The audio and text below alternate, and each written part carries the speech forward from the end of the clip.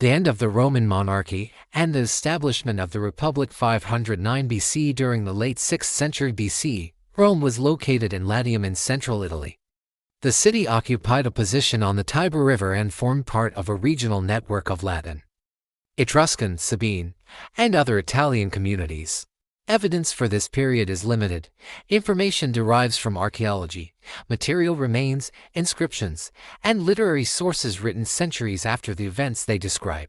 Later Roman authors recorded traditions concerning the final years of the monarchy and the establishment of republican government. The details preserved in those traditions cannot always be verified independently from contemporary evidence.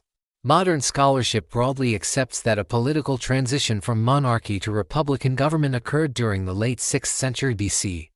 Traditional Roman chronology places this transition in 509 BC. Before the transition, political authority was associated with the office of the king. Ancient sources attribute military, judicial, religious, and administrative functions to the monarchy.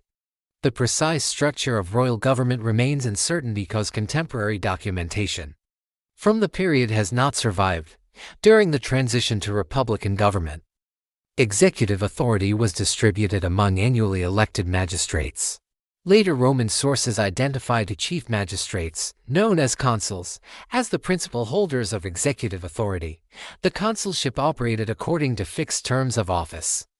Authority was shared between two office holders serving simultaneously.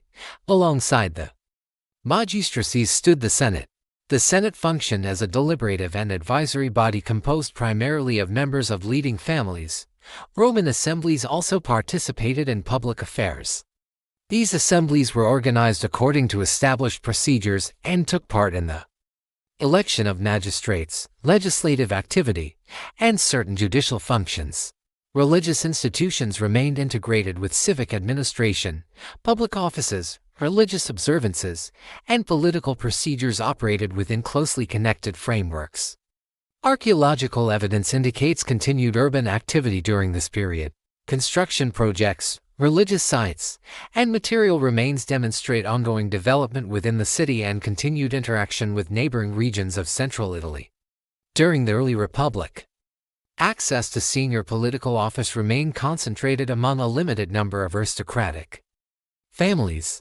Political participation, legal status, military obligations, and public office were regulated through existing social and institutional structures. The surviving evidence indicates that republican institutions continued to develop during the 5th century BC. Administrative procedures, magistracies, and political practices were not fixed in a final form at the moment of transition.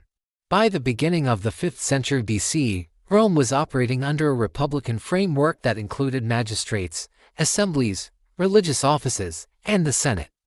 Public authority was exercised through these institutions rather than through the office of a king. The distribution of political authority within this framework remained an important feature of public life during the early Republic. Political authority remained concentrated among aristocratic groups. Access to office, legal protections, and participation in public decision-making were not distributed equally across the population. These conditions formed part of the political environment of the 5th and 4th centuries BC.